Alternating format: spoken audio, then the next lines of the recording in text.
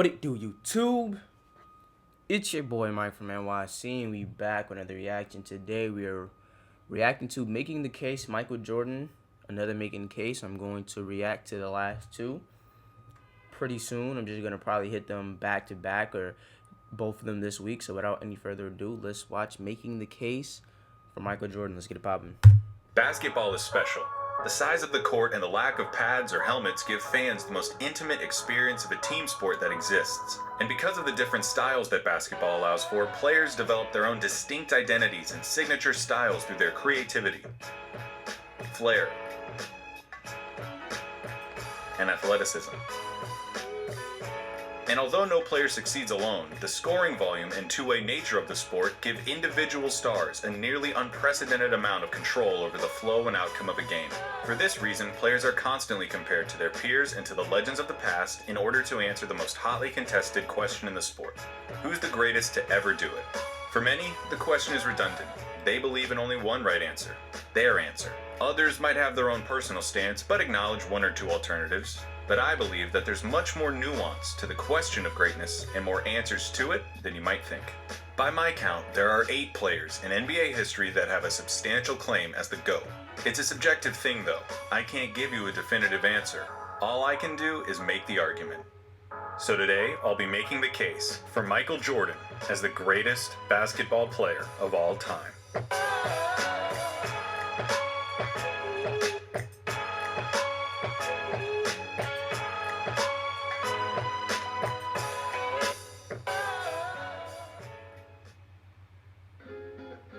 Well, what can I say? What on earth can I say about Michael Jordan's case as the greatest basketball player to ever live that hasn't been said before? What do you think I'm going to talk about that didn't get covered in the 10-hour documentary that premiered at a time when there was no other sports content? Oh, God. There's no forgotten game that I can tell you about that shows just how good Jordan was. We've all seen those games. Every possible angle of the Michael Jordan case has been dissected inside and out. There are no original takes when it comes to the subject. Michael Jordan is a ubiquitous figure in large part because he was and is a brand. And what do American advertisers love more than a good brand?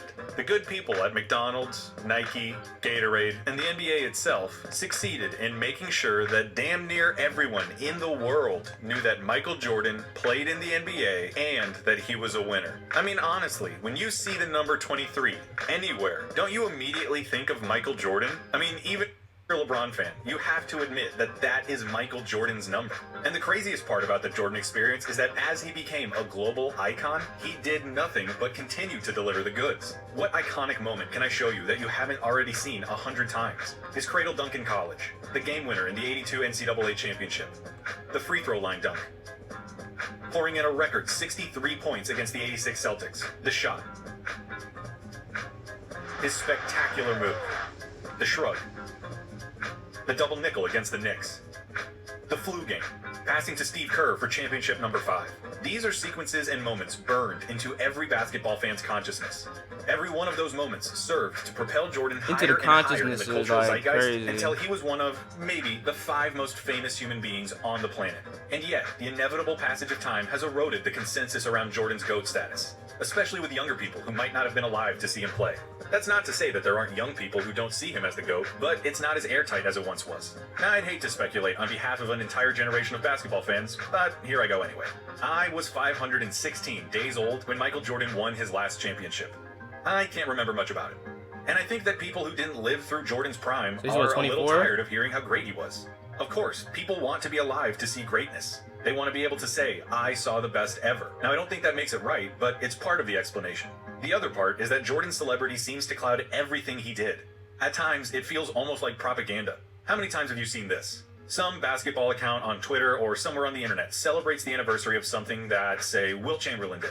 And in the comments, somebody says something like, Wilt Chamberlain, the most dominant player I ever saw. and then someone comes back unfailingly and says in all caps, "Did you never see Michael Jordan play?" It's not just that you have to acknowledge Jordan as the GOAT, it's that you cannot talk about the merits of anyone else's case. The internet would have you believe that Michael Jordan won every game he played and made every shot he took. For real, And that kind though. of talk breeds resentment from people who want to appreciate other players' accomplishments. Because he wasn't perfect. He didn't win every game. He didn't make every shot. And you can have a debate about who the greatest of all time is. Clayton, what the heck, dude? I thought this was supposed to be a video about why he is the GOAT. It is. All of that is just to say that that's how this is going to go. I'm not going to try to convince you that he was perfect. Because if you can separate the legend and the basketball player, it's more than enough. Oh, and by the way, we're going to ignore his Wizards career as much as we can. It's just the right thing to do. So, Michael Jordan, the basketball player. What do we have?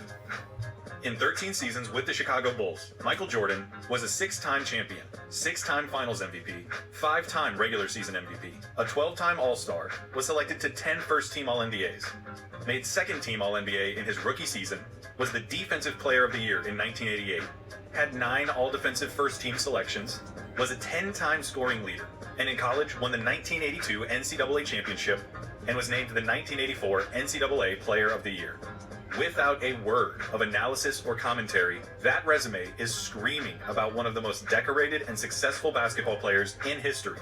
Jordan's case is related to Kareem Abdul-Jabbar's in that you can pick from just about any criteria you want to, and you'll find enough evidence to support his reputation. First and foremost, Jordan might well be the greatest scorer in basketball history. Ignoring his 2 years with the Wizards, Jordan's scoring average was 31.5 points per game. Do you recall not long ago we would walk on the sidewalk? Michael Jordan in a Bulls jersey scored more points on an average night than any other player ever.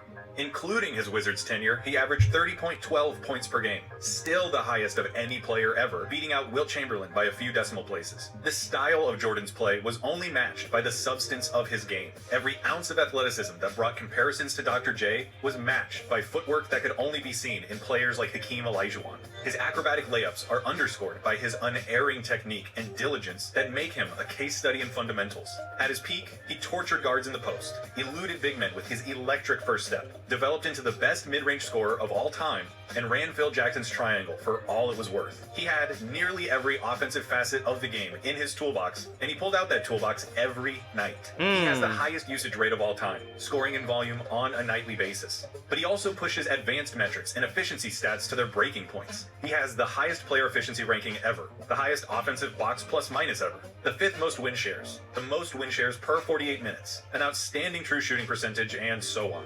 It is unfathomable to me that Jordan combined such unprecedented volume with such pristine efficiency. His opponents were allowed little freedom on the other end of the floor. Stop as Jordan it. quickly developed into one of the league's premier defenders. In 1988, Jordan led the league in scoring with 35 points a game, won the MVP, and was named Defensive Player of Give the me that. Year after leading the league in steals. Jordan defended opponents like a shark smelling blood. He forced bad passes, contested shots, leapt passing lanes, all while talking enough trash to sell a pay-per-view fight. There might not have ever been a more nightmarish matchup on both ends of the floor. He could go into games, tell his own team to stay out of the way, dunk on his defender, and then put that guy in a straitjacket the second he crossed half court. Oh my and yet, gosh. despite the ungodly Ziploc. amount of energy that he must have expended every night, Jordan was one of the most durable and consistent players of his generation. Aside from his injury-shortened 86 season and his mid-season comeback in 95, Jordan never missed more than 4 games in a single season. In 8 of his Chicago seasons, he played all 82 games. The objective of a basketball game is to score more points than your opponent, right? So you'd love a player who can score a buttload of points. You'd also love a player who keeps the other team from scoring points. When you put those two things together, the best scorer ever and one of the most tenacious defenders in history, you get Michael Jordan,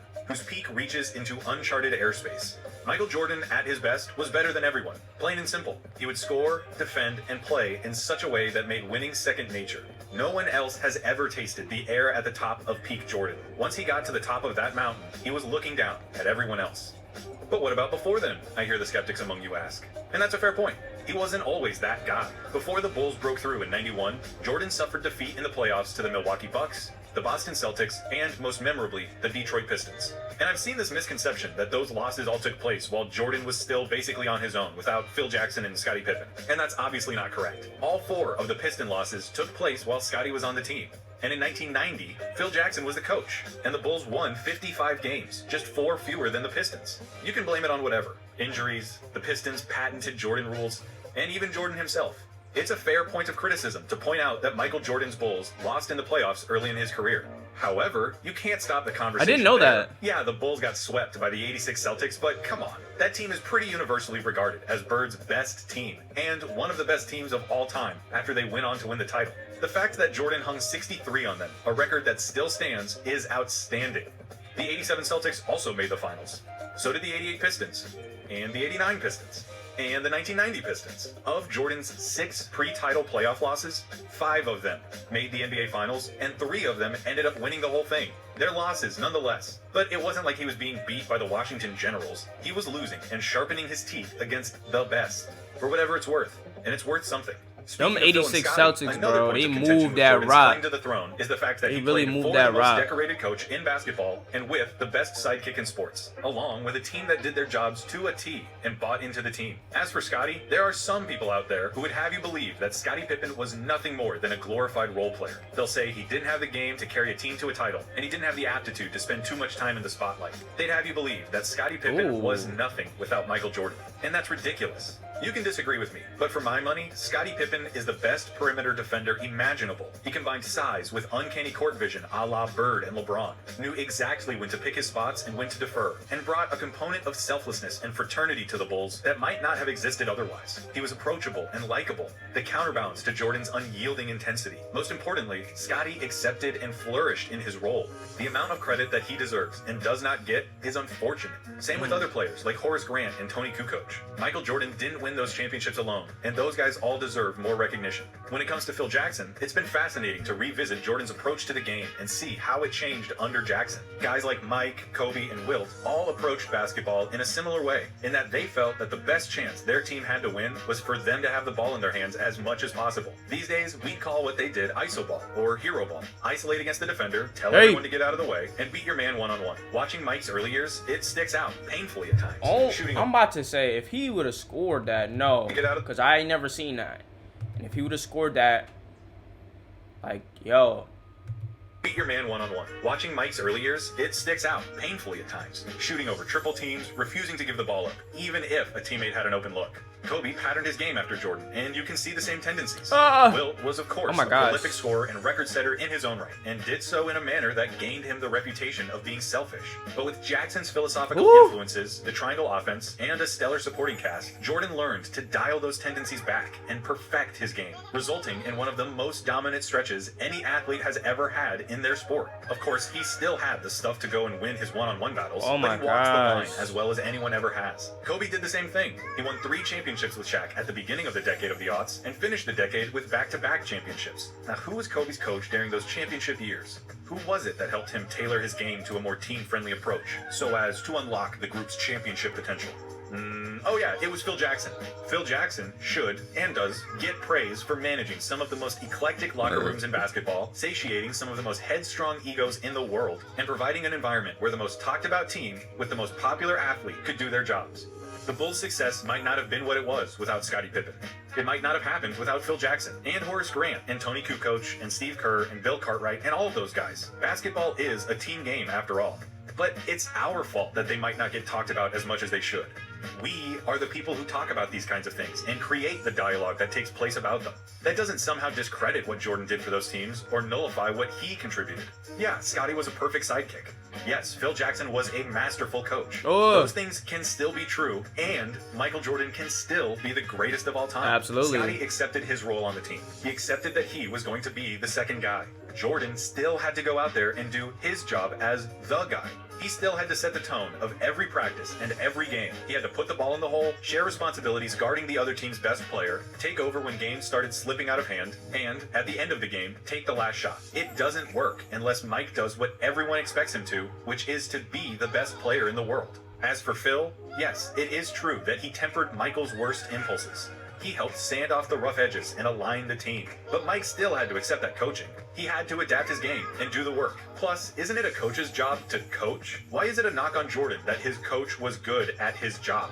Michael Jordan doesn't deserve all of the credit for their success. But he does deserve the lion's share of credit because he shouldered the lion's share of responsibility Facts. of such an incredible team. Facts. How incredible of a team were they? Well, the 1996 Chicago Bulls finished the regular season 72-10. That's more wins than Oh anyone my God, had ever Scotty, won, what's and a up? record that most people thought would never be broken. I didn't know And Scotty not was only doing were they that. such a prolific regular season team, but they capped off that season with That's a championship crazy. I to ain't gonna deliver lie. the most successful season that any NBA team has ever had. Which brings us to another common Jordan barb. The fact that the NBA was, at the time, looking to capitalize on its enormous popularity and expand into more media markets. From 1988 to 1995, the league saw 6 new teams enter the league, and with each new team, the talent pool of the league got a little more diluted and a little more diluted. As far as I'm concerned, this is a perfectly valid point to bring up when discussing whether or not 72 wins validates the 1996 Bulls as the best basketball team of all time. I don't think it disqualifies them in the same way that I don't think that just taking 72 wins at face value automatically puts them at the top. But when people try to say that Michael Jordan played in a weak era or didn't face tough competition, it makes me want to pull my teeth out with pliers. We know who Jordan was losing to, so who was he beating once his reign began? John Starks, Charles Oakley, and Patrick Ewing on the New York Knicks, the Bad Boy Pistons, Magic Johnson, Clyde Drexler, Dominique Wilkins, Charles Barkley, Alonzo Mourning, Larry Johnson, Tim Hardaway, Shaquille O'Neal, Penny Hardaway, Gary Payton, Shawn Kemp, Chris Webber, John Stockton, Karl Malone, and Reggie Miller. Basically every relevant basketball player from the 1990s beside David Robinson and Hakeem Olajuwon. And no, I don't care to count up how many All-NBA opponents the Bulls saw versus someone else, or how many All-Star teammates Jordan had versus other players, or any of that. Because one, the players on that list all passed the smell test. With relapsing forms of MS, there's a lot to deal with, not just unpredictable relapses. Of a competitive era with flying colors. 2, I don't care about that stuff. And 3, because, like I have said and will continue to say, everybody has advantages. Everybody. You become great by capitalizing on the moments when everything lines up for you. You seize the opportunity and press the advantage. Right. So what if the Bulls were expected to win? They did win. And they were expected to win because Michael Jordan tipped the scales in their favor against everybody. And as a final objection, people who are looking to dethrone Jordan will tell you that he was an asshole to his teammates. That he alienated those who he didn't deem worthy or tough enough to play alongside him, and he refused to respect or trust them. And that is a fact. He was an asshole. He punched multiple teammates in the face, belittled his peers for mishandling passes, and spoke to his teammates in a way that would not fly in 2020. It's a fact that feels especially stark when you take into account the impact that more reserved and compassionate leaders like Tim Duncan and Bill Russell had on their teams. It is possible to win in the NBA without being a jerk, but it's also possible to win while being a jerk. And remember, Jordan wasn't lashing out for no reason. He wasn't walking into the gym just looking for an ego boost and to demean someone while he took the day off. He wanted his teammates to work as hard as he did. He had to make them understand that the Bulls could not be playing games because they wanted to win. They had to play as if they needed to win. Because psychologically, Jordan did. Take Tim Duncan and compare him to Michael Jordan. You never hear about Tim Duncan really tearing into some dude in front of the whole team at practice. You never hear about Mike not taking the opportunity to chew out a teammate that could have done something better. They are polar opposites when it comes to how they led. But they were both leaders, and both of their styles worked. In the same way that not everybody could play for the Spurs, not everybody could play for the Bulls. If you couldn't handle the team first, no one is above the group approach that the Spurs culture built, you weren't playing with Tim Duncan. And if you couldn't handle getting called out, being pushed past your stress point, and playing without fear, you were not playing with Michael Jordan. They both shared a common vision of basketball perfection. They set a high standard and expected everyone around them to work as hard as they did at achieving that standard. If you didn't, you were out. So yeah, Michael wasn't nice. Not everyone could get along with him. If he had spent his years in the league making a villain out of himself and making enemies out of everyone else, toiling away in the postseason without ever breaking through, that would be one thing. But what he did worked. Right. It produced results. Right. And speaking of results, the guy won 6 effing rings. And he won all of them as the best player. I know that the people who want to discredit Jordan have already found a million ways to get around 6 rings, but I don't buy any of them. It is literally the best claim that any player has to the throne. He won more championships as the best player on the team than anyone but Bill Russell. But Jordan did it with more teams and more variables that could have set the team back. He checks all of the boxes. He had more success than Wilt, had more statistical prestige than Russell, had a higher peak than Bird or Magic, and leveraged that peak for more titles as the guy than Kareem. He was the ultimate closer. He lived for the moments that decide games. As an individual talent, he is an A+, as special as you can get, as well-rounded as anyone ever. As a team athlete, his place in the game is immortalized. Listen, it's impossible to watch Michael Jordan and not romanticize him. No object in the world looks more natural than a basketball in Michael Jordan's hand. It's like the ball was designed for him, or like he was made for the ball, or both. You can't appreciate Michael Jordan without hyperbole and superlatives. He is the avatar of sport. He is competition incarnate. His defining trait remains his insatiable need to win. He wanted to win at everything. When he came into the league, there were questions about his shooting and his defense. So he became a defensive player of the year and a mid-range marksman. He heard he couldn't win for years, so he took it all out on his competition and led his teams to 2 separate three-peats. He ironed out all of his flaws because he would accept no result but victory. So don't even start to tell me that he wouldn't have developed a three-point shot today. And more than anything, sport is an art form, isn't it? It's expression, it's theater, and it's storytelling. Part of sports is the excitement, the show. And Michael Jordan was the most dynamic show in the world during the end of the century. Part of it too is because the Jordan show wasn't terribly complicated. There wasn't a lot of baggage attached to the Michael Jordan experience. The things that he did made people believe, if only for a few moments, in superheroes. When spectators looked at him, hoping to find something to connect with, they found the indomitability of human will. The old sports cliche fully realized that the game is won by the team who wants it more. And we all like to think of ourselves like that we are wired like Jordan. But let's face it, we're not all like that. That's what made him special. There's only one Michael Jordan. As for the story, how's this? There's a guy who is knocking on the door of the Pantheon. He has been for a while now. He captures the imagination of everyone who has ever seen him play. He might well be the most talented player to ever lace up a pair of shoes, but he just can't seem to break through. He loses in the playoffs against the same team over and over and over. Every year, he gets a little bit closer and a little bit closer until finally he breaks through. His talent is justified with 1, 2, 3 championships, all in a row. It hadn't been done in 30 years. Now there's talk about how this guy might not just be the best talent, he might be the best ever. And as he's climbed the mountain, he has become the most famous athlete in the world. And then he retires, only to come back a year and a half later. In his first full year back from retirement, they win the title. He is back. And then they do it again. By now, he is practically lapping every other player historically. Every image of Michael Jordan in recent memory is of his team holding the trophy.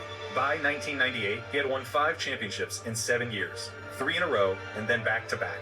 And now it was the end, the last year of everyone's contracts. The team's blowing it up. This is their last ride, the last dance. They're running on fumes, but they climb all the way back up the mountain to the top. They're back in the finals. The target on their backs has never been bigger. The pressure has never been heavier. In Game 6, on the road, looking to wrap up an unprecedented second three-peat in a game with more people watching than in any other game, it goes down to the wire. The Utah Jazz won't go away.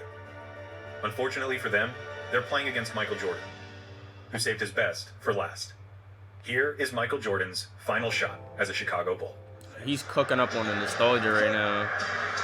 On the ethos. He's really driving that home.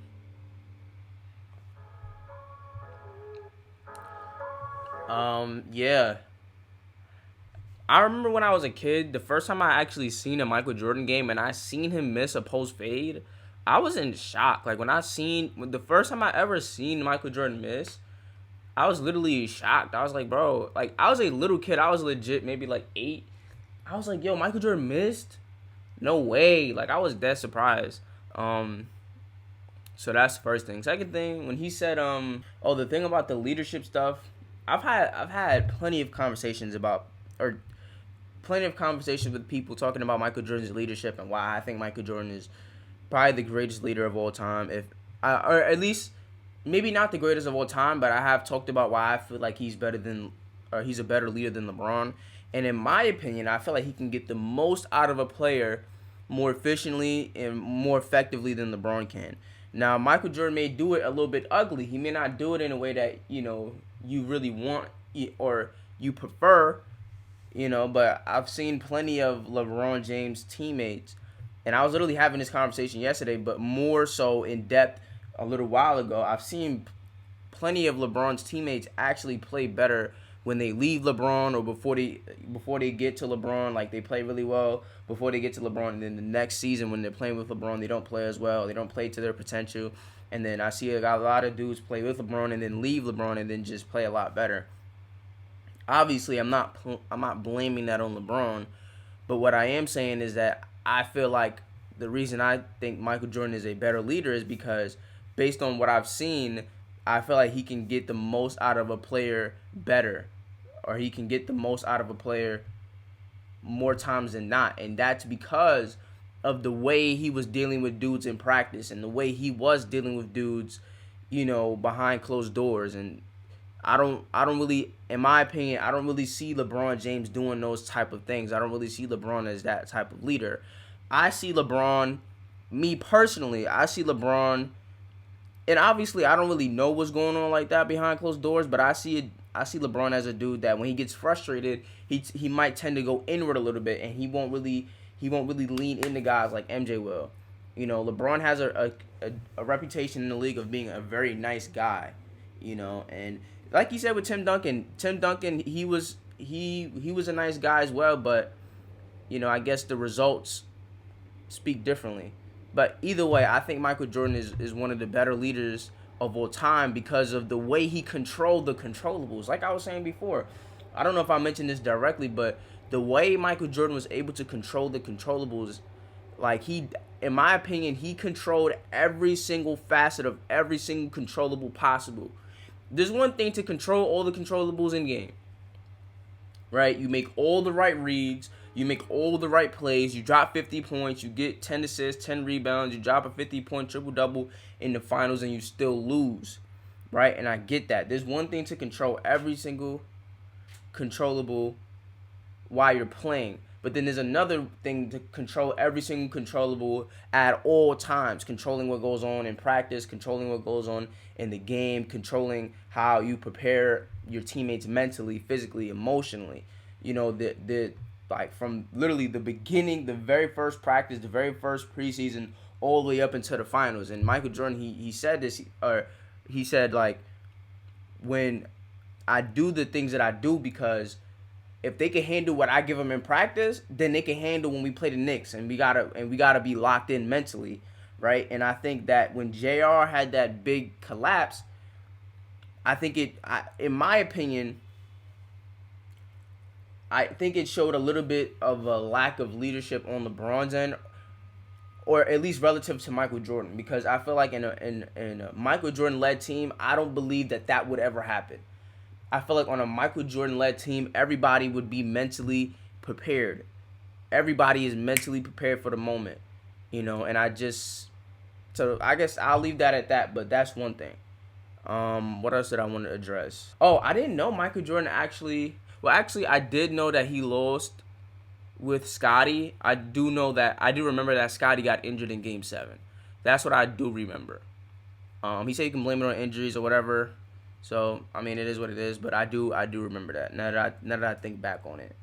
Yeah, he put some Michael Jordan clips in here that I didn't see, some highlights that I didn't see. And yeah, I mean, it just confirms to me that he's the best basketball player ever, for sure. I'm not really budging on that.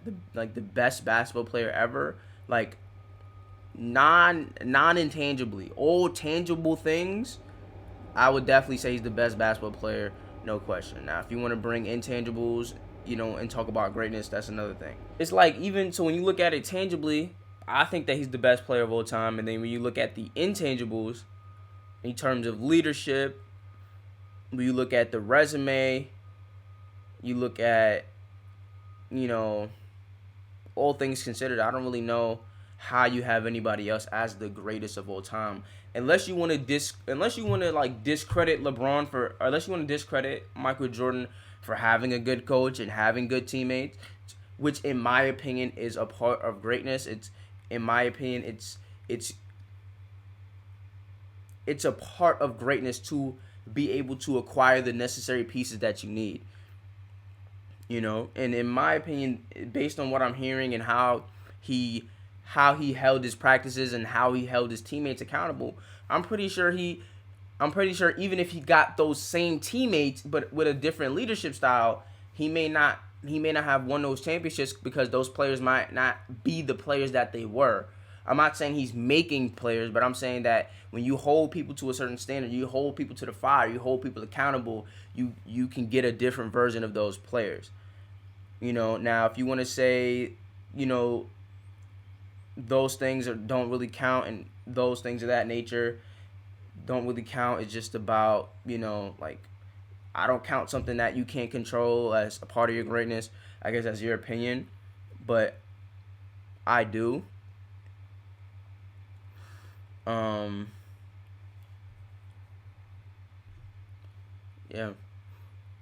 Because if LeBron, I feel like LeBron could have had more hands in on the things that he can control.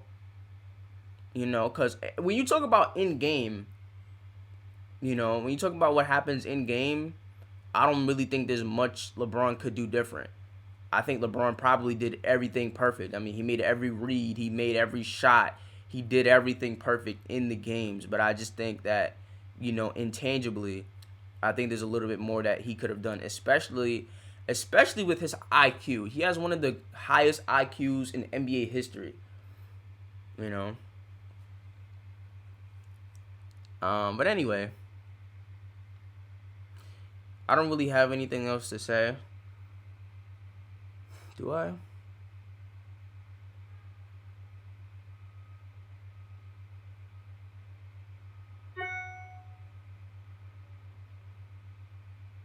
Yeah. Alright, that's it. Definitely like, comment, share, and subscribe if you like these type of videos, and I will see you when I see you. Peace.